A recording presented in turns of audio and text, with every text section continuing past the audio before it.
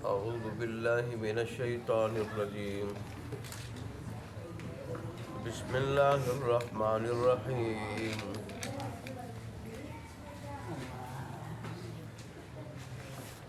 ألهاكم التكاثر حتى زرتم المقابر كلا سوف تعلمون ثم كلا سوف تعلمون كلا لو تعلمون علم اليقين لترون الجحيم ثم لترونها عين اليقين ثم لتسألن يومئذ عن النعيم. صدق الله مولانا العظيم وصدق رسوله النبي الأمي الكريم ونحن على ذلك لمن الشاهدين والشاكرين والحمد لله رب العالمين. اس سورت کا نام سورہ تکاثر ہے اور اس کا یہ نام لیا گیا ہے اس کی پہلی آیت میں آمدہ لفظ التکاثر سے. مکی سورت ہے، اس کے اندر 8 آیتیں اور 1 رکوع ہے. یہ سورت 36 الفاظ پہ اور 120 حروف پہ مشتمل ہے. اس میں بھی اللہ تبارک و تعالیٰ نے حضرت انسان کی ایک بہت بڑی بیماری کا ذکر فرمایا ہے.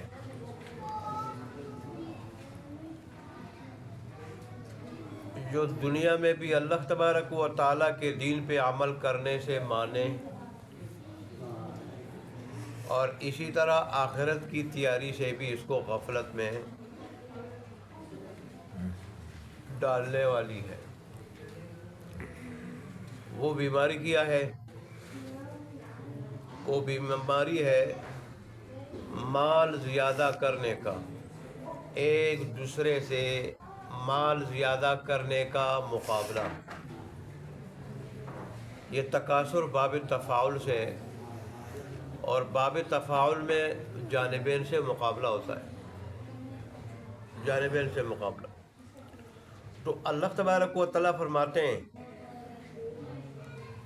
کہ آپ کو جو غفلت میں ڈالا ہے آخرت سے، رب سے، آخرت کی تیاری سے اور دین کی طرف توجہ نہ دینے سے جو غفلت میں ڈالا ہے، یہ اسی مال کا جو باہمی مقابلہ ہے کہ مال بڑھ جائے، اس مقابلے نے تمہیں غفلت میں ڈالا ہے. اور یہ مقابلہ کب تک رہے گا؟ اللہ فرماتے ہیں اگر غور فکر سے کام نہیں لیا، جو میں نے عقل لی ہے اس سے کام نہیں لیا اور اپنی دنیاوی زندگی کے مقصد کو نہیں دیکھا، اس کو نہیں اپنایا، تو یہ مقابلہ یہ اسی وقت تک رہے گا جب تک تم قبروں میں جا نہ پہنچو. رسول اللہ صلی اللہ علیہ وسلم نے حضرت انسان کا مزاج بتایا ہے کہ اس کا ایک پہاڑ سونے کا ہو جائے، صحیح حدیث میں آیا ہے، ایک پہاڑ تو یہ کہے گا دوسرا ہو جائے. دیکھیں پہاڑ سونے کا، سونا تو تھوڑا سا کسی کے پاس ہو جائے تو وہ کروڑ پتی ارب پتی ہو جاتا ہے، اور جس کے پاس ایک پہاڑ ہو سونے کا اس کی قیمت تو شاید پوری دنیا نہ ادا کر سکے. لیکن ایک پہاڑ ہو سونے کا، یہ کہے گا دوسرا ہو جائے، دوسرا ہو جائے تو یہ کہے گا تیسرا ہو جائے، اسی طرح چوتھا ہو جائے، اور اس وقت تک یہ رجے گا نہیں کہ جب تک اس کے منہ میں مٹی نہ چلی جائے. مر جائے گا، قبر میں پہنچ جائے گا، وہاں منہ میں مٹی چلی جائے گی تو اس وقت یہ رج جائے گا، اس سے پہلے رجتا نہیں.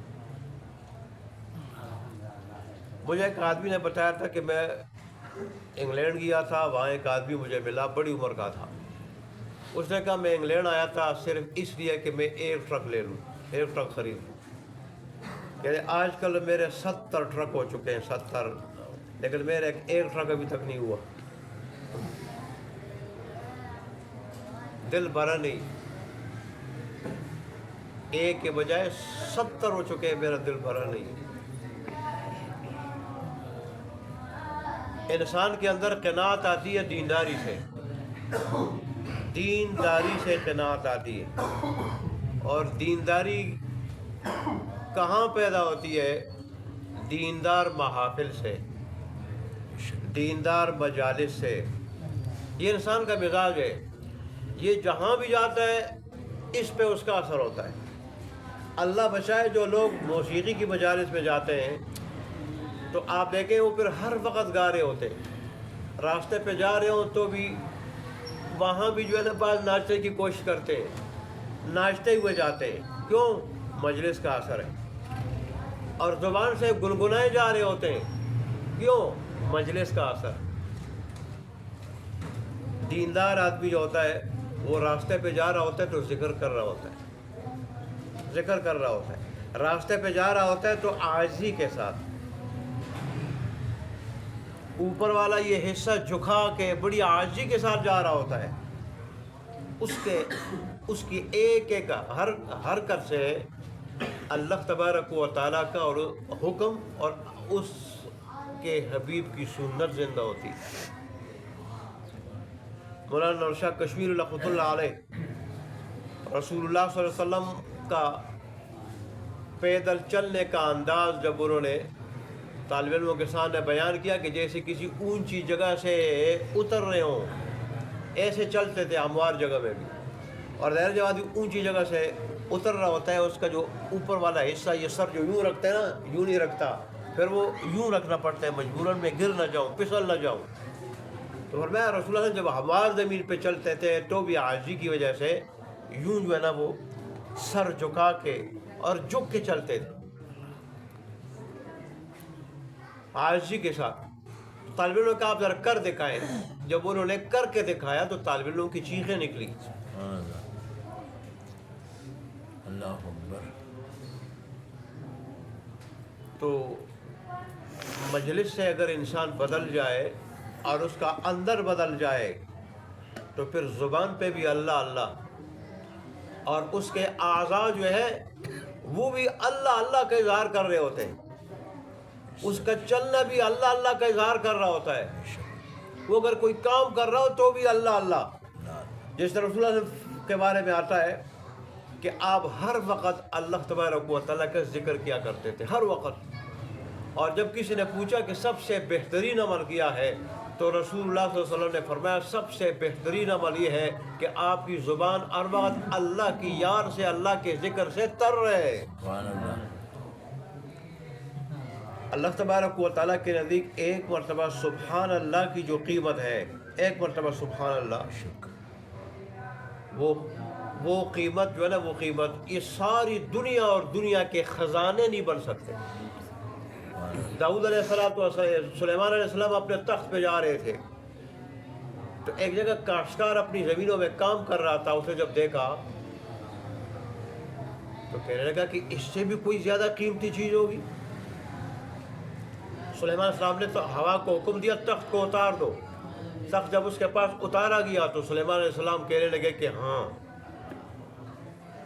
اس سے بھی زیادہ قیمت یہ کیا ہے، یہ تو ایک چھوٹا سا تخت ہے، ساری دنیا اور دنیا کے خزانوں سے زیادہ قیمت ایک چیز کی ہے. کاشتکار نے کہا کہ وہ کیا ہے؟ فرمایا وہ ایک مرتبہ سبحان اللہ کہنا. اللہ نے ہمیں اس لیے بھیجا ہے دنیا میں، جیسے دنیا میں ہم میں سے ہر ایک نے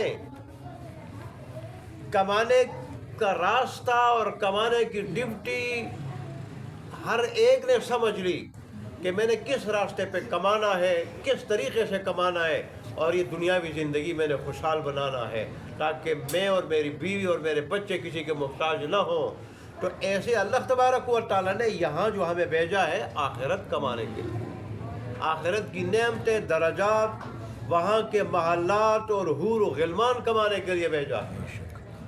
اور پھر اس امت کے اوپر تو اللہ کا تو یہ کرم ہے کہ یہ معمولی عمل کرتا ہے تو اللہ اجر بہت زیادہ عطا کرتا ہے.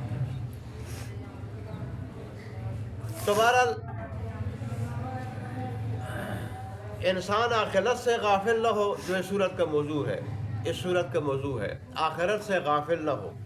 اللہ نے یہاں حکم دیا ہے کہ بھئی آخرت سے غافل مت ہو. اور تم کیوں آخرت سے غافل ہو؟ کس چیز نے غفلت میں ڈالا؟ یہ ایک دوسرے سے مال زیادہ کرنے اور بڑھانے کے مقابلے نے. اگر یہ مقابلہ دنیا بڑھانے کے بجائے آخرت کی نعمتیں، آخرت کی زندگی جو ہے نا بڑھانے میں ہو جائے تو پھر تمہاری یہ دنیاوی زندگی یہ بھی جنت بن جائے گی. سبحان اللہ. اس لیے کہ دنیاوی زندگی نام ہے سکون کا، اور سکون ملتا ہے دین سے. اور میں اصل بات یہ کر رہا تھا کہ اصل چیز جو انسان کو سکون میں رکھے دنیا کے اعتبار سے، دنیا کے اعتبار سے، دنیاوی خوشیوں کے اعتبار سے، دنیاوی چیزوں کے اعتبار سے، یہ مادی نعمتوں کے اعتبار سے سکون میں انسان کو رکھے، وہ قناعت ہے، تھوڑے پہ صبر ہے، جو پاس ہو اس پہ صبر ہے، اس پہ راضی رہنا ہے، خوش رہنا ہے، اللہ کا فیصلہ سمجھ کے. یہ قناعت میں اصل دینداری کی بات اس لیے کر رہا تھا، یہ قناعت پیدا ہوتی ہے دینداری سے. اور دینداری وہ مجلس سے. اگر دینداری کی مجالس میں جائیں گے تو باطن دیندار ہوگا، دل کی کایا پلٹے گی. اور اگر دینداری کی مجالس میں نہیں جائیں گے تو پھر ظاہر ہے دل دیندار نہیں ہوگا. اور جب دل جو ہے نا اس میں انقلاب نہیں ہوگا دینی، تو پھر ہمارا جو جسم ہے، باقی جسم، یہ دل کا تابع ہے. جیسے صحت کے اعتبار سے اگر دل بیمار ہو تو سارا جسم بیمار ہوتا ہے. یہ جسم کسی کام کا نہیں، یہاں تک کہ انسان نہ کروٹ کے بل لیٹ سکتا ہے، نہ چت لیٹ سکتا ہے، نہ پیٹ کے بل لیٹ سکتا ہے، کسی طرح نہیں لیٹ سکتا. بہت سارے دل کے مریض ایسے ہیں، وہ کہتے ہیں کہ ہمیں نیند نہیں آتی، یوں لیٹتے ہیں تو بھی کچھ ہوتا ہے، اور سانس پھولنے لگتا ہے، اور یوں لگتا ہے کہ ابھی جان نکلنے لگی ہے. پھر ادھر کروٹ بدلتے ہیں تو بھی وہ حالت، ادھر کروٹ بدلتے ہیں تو بھی یہ حالت، اور اگر پیٹ کے بل لیٹتے ہیں تو بھی مصیبت ہوتی ہے، نیند نہیں آتی ساری رات.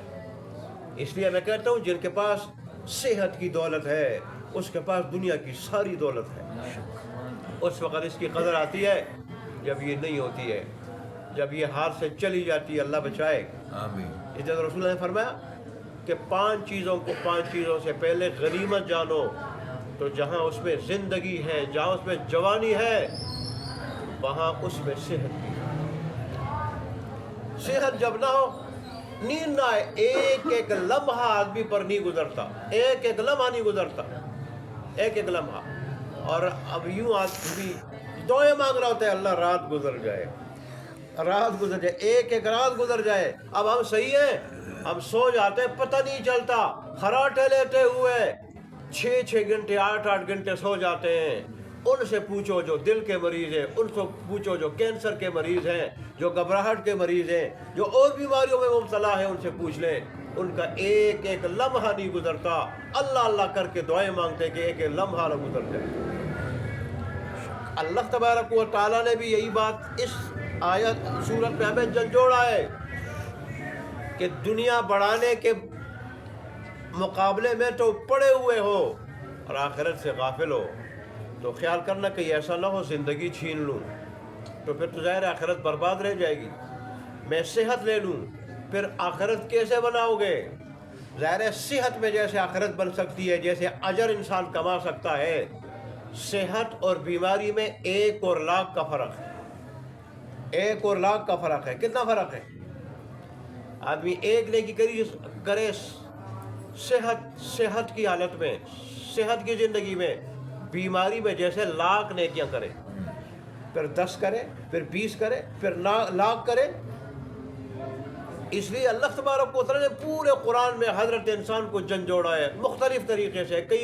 کہیں کیا بیماریاں بتائی کہ دیکھ تیرے اندر یہ بیماری ہے، اس کی وجہ سے تو دین سے دور ہے، آخرت سے دور ہے، اور غفلت میں اگر یہ دور کر لو یہ غفلت دور ہو جائے گی، تیری دنیا کے ساتھ آخرت بھی بن جائے گی. ایسا ہی اس صورت میں اللہ نے یہ دنیا کا جو مقابلہ ہے فرمایا، اس دنیا کے مقابلے نے تمہیں آخرت سے غفلت میں ڈالا. آج دیکھیں ہماری شادیوں میں دیکھیں، پھر مردوں کو دیکھیں، پھر عورتوں کو دیکھیں، عورتوں کے کپڑوں کو دیکھیں، مردوں کے کپڑوں کو دیکھیں. حضرت عائشہ صدیقہ رضی اللہ تعالیٰ کے پاس ایک جوڑا تھا اور وہ ذرا اس حالت میں تھا کہ مدینہ کی عورتیں جب شادیوں میں جاتی تھی تو وہ جوڑا لے کے جاتی تھی، پورے شہر کی عورتوں کا ایک جوڑا. اور آج جب ہمارے گھر میں شادی ہو تو پھر لیڈیز کا کیا حال ہوتا ہے؟ یہ وہی ہے. ظاہر ہے وہ بھی دنیاوی مقابلہ ہے کہ فلانی عورت ہوگی اس کے اتنے جوڑے ہوں گے، اس کے تو اتنے جوڑے ہوں گے، اور اس کا فلانا جوڑا ہوگا، میں یہ کیوں پہنوں؟ اس کے سینڈل اس قسم کے ہوں گے، میں کیوں پہنوں؟ اس کی چادر ایسی ہوگی، اس کے جسم پہ تو زیورات ایسے ہوں گے، اور فلانی نے یہ کیا میں یہ کروں گی. ایسا ہی مرد بھی آج کل کے جوان وہ بھی لڑکیوں سے کم تو نہیں ہے. تو یہ سارا جو اس دنیا کے مقابلے میں آتا ہے کہ ہر چیز میں ہم دنیا کی ہر چیز میں کسی سے پیچھے نہ ہوں. حالانکہ شریعت کا حکم یہ ہے کہ دین میں اپنے سے آگے والے کو دیکھو، دین میں اپنے سے آگے والے کو دیکھو، اور دنیا میں اپنے سے پیچھے والے کو دیکھو. دو فائدے ہوں گے، بڑے فائدے. دین میں آگے بڑھو گے، دین میں، اور دنیا کے اعتبار سے اللہ کے شکر گزار بنو گے، ناشکرے نہیں بنو گے. اگر دنیا میں اگلوں کو دیکھو گے، جو آگے ان کو دیکھو گے، اور دین میں جو ہے نا پیچھوں کو دیکھو گے، تو دین میں جو کیا ہو جاؤ گے؟ سست ہو جاؤ گے، پیچھے رہ جاؤ گے، اور اس طرح دنیا میں بھی ناشکر گزار بن جاؤ گے. پھر اللہ سے شکوے کرو گے. شکوے انسان کا یہ مزاج ہے. اس کے پاس اگر کار آ جائے، پہلے موٹر سائیکل ہو کہتے گاڑی آ جائے، گاڑی ہو تو پھر فلانی گاڑی آ جائے، وہ آ جائے کہ وہ آ جائے، پھر وہ آ جائے کہ وہ آ جائے. یہ کسی ٹھکانے پہ رجتا نہیں ہے. اس کے پاس کرایہ کا گھر ہے تو یہ نہیں شکر کرتا کہ شکر ہے کرایہ تو ہے نا. بہت سارے لوگ ایسے ان کے پاس کرایہ نہیں ہے، مالک مکان آدھی رات نکال لیتے ہیں، کرایہ تو ہے، کرایہ کا گھر اپنا ہو جائے تو پھر کہتے اس جیسا ہو، پھر اس جیسا ہو جائے پھر کہتے اس جیسا ہو، پھر اگر اس جیسا ہو جائے پھر کہتے اس جیسا ہو. پھر یہ بحریہ ٹاؤن، DHA، اسلام آباد، یہاں تک کہ دبئی تک پہنچ جاتا ہے، اور وہاں پہ بھی گزارا نہیں کرتا، پھر انگلینڈ چلا جاتا ہے، انگلینڈ وہاں بھی مال بنا لیتا ہے. یہ اس کا مزاج ہے. اللہ کے حبیب نے 1400 سال پہلے بتایا کہ حضرت انسان ایک تیری خواہشات کی لکیر ہے، تیرے منصوبوں کی لکیر ہے، خط ہے لمبا، اور اس کے ارد گرد تیری جو ہے نا لا متناہی خواہشات ہیں، منصوبے ہیں، اور ادھر تیرے قریب جو ہے نا موت بیٹھی ہوتی ہے. موت. تو ان خواہشات کو اور منصوبوں کو مکمل کرنے کے لیے اور تکمیل کے لیے جا رہا ہوتا ہے، راستے میں موت بیٹھی ہوتی ہے، وہ دبوچ لیتی ہے تجھے. کیا کچھ چھوڑا ہے اللہ اور اس کے رسول صلی اللہ علیہ وسلم نے؟ کچھ بھی نہیں چھوڑا. ہمیں سمجھانے کے لیے کوئی مثال ہو، کوئی دلیل ہو، کوئی چیز نہیں چھوڑی. لیکن کاش ہم سمجھنے والے ہو. اصل میں ہم ایسی مجالس میں نہیں بیٹھتے جہاں اللہ کا کلام پڑھا جاتا ہوں، جہاں اللہ تبارک و تعالیٰ کے حبیب کے ارشادات سنائے جاتے ہوں، وہاں بیٹھتے نہیں. یہ وہ کلام ہے جس نے عرب کے بدوؤں میں انقلاب برپا کیا تھا. وہ بدو جن کے ساتھ کوئی راستے پہ چلنے کے لیے تیار نہیں تھا، جن کے راستے کی طرف، جن کے گھروں کی طرف کوئی چلنے کے لیے تیار نہیں تھا، ان بدوؤں کو اس قرآن نے ایسا بدلا، پوری دنیا کا استاد بنا دیا، معلم بنا دیا، اور پھر پوری دنیا کا حکمران بنا دیا. تو بہرحال اللہ تبارک و تعالیٰ نے فرمایا کہ اس مالی مقابلے، اس دنیاوی مقابلے، دنیا کی مادی چیزوں کے مقابلے سے باہر آ کے دین میں مقابلہ کرو، آخرت کی زندگی بنانے میں مقابلہ کرو. اگر اس دنیاوی مقابلے میں پڑے رہو گے، قبرستان پہنچ جاؤ گے، قبروں میں پہنچ جاؤ گے، لیکن تمہاری یہ غفلت دور نہیں ہوگی.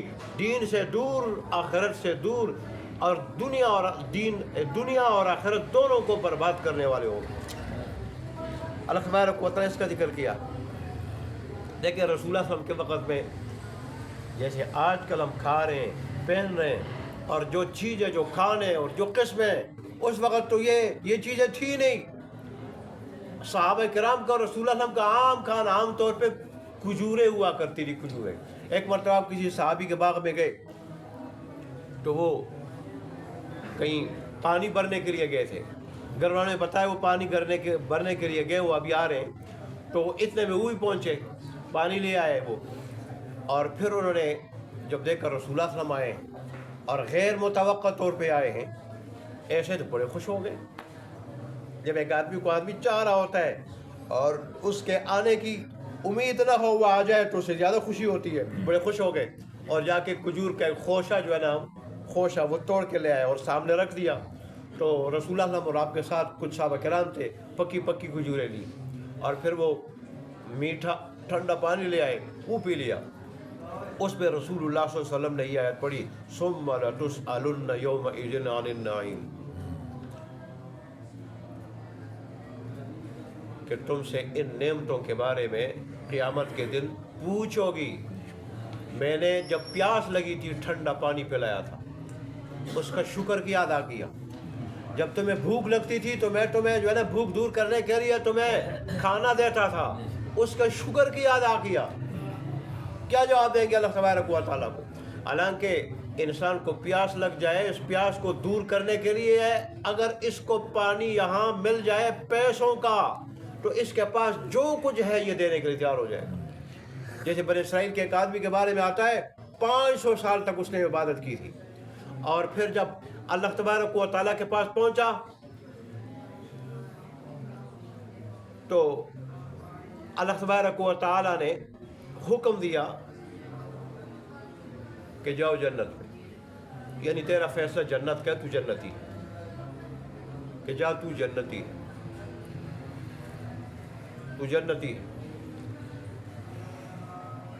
ظاہر عالم برزخ میں بھی ایک کھڑکی جنت کی طرف اور ایک جہنم کی طرف کھولی جاتی ہے, اور اگر جنتی ہو تو اسے کہا جاتا ہے کہ اگر تیرا یہ عمل نہ ہوتا تو جہنم میں تیری وہ ٹھکانا تھا. جہنمی ہو تو اس کو کہا جاتا ہے کہ اگر تو جہنمی نہ ہوتا تو جنت پہ تیرا وہ ٹھکانا. تو اللہ نے فرمایا جاؤ جنت پہ. تو اس کے ذہن میں یہ خیال آیا کہ اتنی میں نے عبادت کی, اتنی کوئی داد نہیں ملی, رب کی طرف سے کوئی داد نہیں ملی, کوئی شاباش نہیں ملی کہ یہ میرا وہ بندہ ہے جس نے 500 سال ایسی عبادت کی کہ آنکھ جھپکنے کی دیر بھی یہ غافل نہیں رہا, آنکھ جھپکنے کی دیر. یہ ذہن میں آیا تو اللہ تبارک نے بلایا, غلیب مزاج سور ہے, تیرے دل میں یہ بات آئی؟ اس نے کہا میرے رب ضرور آئی میرے دل میں یہ بات کہ میں ایسا رہا ہوں. تو میں نے کہا آپ کے ساتھ میں جاؤں گا تو آپ تو شاباش دیں گے اور میری تعریف کریں گے اتنی عبادت پہ. تو اللہ تبارک و تعالیٰ نے فرشتوں سے فرمایا کہ جہنم کی سیر کرا دو. جب آدھی جہنم دیکھی تو پیاس لگی ہے. فرشتے کے پاس گلاس میں پانی تھا, اس نے کہا دوں گا اس شرط پہ کہ آدھی عبادت دے دو. نے کہا یار لے لو, مجھے پانی پلاؤ. پھر جب باقی جہنم کو دیکھا پھر کہا پیاس لگی ہے. اس نے کہا کہ فرشتے کے پاس گلاس میں پانی تھا, دوں گا لیکن آدھی عبادت دو. اس نے کہا لے لو, خدا کے لیے پانی دے دو. تو 2 گلاس پہ 500 سال کی عبادت دے دی. اللہ تبارک و تعالیٰ نے پھر فرمایا کہ اب بتاؤ تیری 500 سال کی عبادت تو 2 گلاس پانی کا مقابلہ نہیں کر سکی. میں تجھے دنیا میں سخت گرمی میں کتنے گلاس پانی پلاتا تھا, ایک وقت میں تو 3 4 گلاس جو پی جاتا تھا. اب اگر میں اس کا حساب لے لوں تو الٹا تو میرا مقروض ہو جائے گا اور پھر تیرا ٹھکانہ دوسرا ہوگا. یہ تو اصل تو انسان جنت پہ جاتا ہے میرے فضل سے, یہ تو میری رحمت کے بہانے ہیں, میری رحمت کے بہانے. تو بہرحال اللہ تبارک و تعالیٰ ہمیں ایسی مجالس میں بیٹھنے کی اور اللہ اور اس کے رسول کی باتیں سننے کی توفیق عطا فرمائے کہ جس سے ہماری دنیا آخرت دونوں بن جائے. اب ترجمہ دیکھ لیں. الہاکم, غفلت میں ڈالا ہے تمہیں. الہا یلہی, الہان کے معنی غفلت میں ڈالنا, اور کم کے معنی تمہیں. تو الہاکم غفلت میں ڈالا ہے تمہیں. التکاثر, کس چیز نے؟ باہمی مال و دولت ایک دوسرے سے بڑھانے کے مقابلے نے, باہم ایک دوسرے سے مال بڑھانے کے مقابلے نے, کثرت طلب کرنے کے مقابلے نے. اور یہ مقابلہ کب تک ہوگا؟ تو اللہ نے فرمایا کہ جب تک میرے قرآن کی طرف نہ آ جاؤ جو دلوں کے لیے بٹی ہے. یہ مقابلہ اس وقت تک رہے گا, غفلت اس وقت تک رہے گی حتی زرتم المقابر, یہاں تک کہ تم دیکھ لو قبروں کو, یہاں تک کہ دیکھ لو قبروں کو, قبرستان کو, یہاں تک کہ قبرستان پہنچو. اور پھر آگے فرمایا کہ اگر باز نہ آئے تم اس غفلت کے مقابلے سے، غفلت میں ڈالنے والے مقابلے سے، تو پھر کلا سوف تعلمون، خبردار ان قریب جان لو گے تم، کلا خبردار، سوف ان قریب، تعلمون جان لو گے تم، ثم پھر، کلا خبردار، سوف ان قریب، تعلمون جان لو گے تم، کلا خبردار، یہ کلا کبھی ہرگز کے معنی میں آتے ہیں، ہرگز نہیں، کبھی آگاہ ہو، سنو، خبردار تنبیہ کے لیے، کلا خبردار، لو تعلمون علم الیقین، اگر تم جانتے یقینی علم، اور یقینی علم کس سے آتا ہے؟ ایسی مجالس میں آنے سے اور پھر غور فکر کرنے سے، غور فکر کرنے سے کہ یار دنیا میں آنے کا کیا مقصد ہے۔ اگر تم جانتے یقینی علم، تو آگے لفظ محذوف ہے، تم ہرگز ایسا نہ کر پاتے، ہرگز ایسا نہ کر پاتے، ایسی غفلت میں ہرگز نہ رہتے۔ اگر تم یقینی علم جاتے، یعنی اللہ اور اس کے رسول کی باتوں پہ یقین ہوتا، اللہ اور اس کے رسول کی باتوں پہ یقین ہوتا، تم ہرگز ایسا نہ کرتے۔ پھر اگلے لفظ لَتَرَوُنَّ الْجَحِيمَ، ضرور ضرور تم جہنم کو دیکھو گے، ثُمَّ لَتَرَوُنَّهَا، پھر ضرور ضرور، ایک مرتبہ ضرور معنی ہے نون ثقیلہ کا، یہ تاکید کے لیے آتا ہے، اور ایک مرتبہ ضرور معنی ہے لام تاکید کا، اس لیے ضرور ضرور مفسرین اس کا معنی کرتے ہیں۔ ثم پھر، لَتَرَوُنَّهَا، ضرور ضرور تم دیکھو گے اس جہنم کو، عین الیقین، یقین کی آنکھ سے، یقین کی آنکھ سے مشاہدہ کر لو گے، مشاہدہ کر لو گے، اور ثم لَتُسْأَلُنَّ، پھر تم سے سوال ہوگا، یومئذ، اس دن، عن النعیم، نعمتوں کے بارے، کہ میں نے جو تجھے ایک آنکھیں دی تھی نعمت، زبان دی تھی نعمت، جس کی نہیں ہے ان سے پوچھیں، اظہار ما فی الضمیر نہیں کر سکتے ہیں، اور اگر کوئی پٹائی کرے، ظلم کرے، تو کسی حاکم کے سامنے اپنی فریاد نہیں سنا سکتے، اور اسی طرح کانوں کی نعمت، اسی طرح گردوں کی نعمت، دل، جگر، ہاتھ پاؤں کی نعمت، بینائی کی نعمت، تو ان نعمتوں کی، پھر کھانے پینے کی، بے شمار مادی چیزوں کی نعمت، صحت کی نعمت، کیا شکر ادا کیا تھا اس کا؟ پھر اللہ تبارک و تعالیٰ کو کیا جواب دے گے؟ اللہ تبارک و تعالیٰ ہمیں اس قابل بنا دے، آمین، اس قابل بنا دے کہ وہاں اللہ تبارک و تعالیٰ ہمارے لیے اعلان کر دے کہ جاؤ جنت۔ سبحان اللہ۔ باخر دعوانا الحمدللہ۔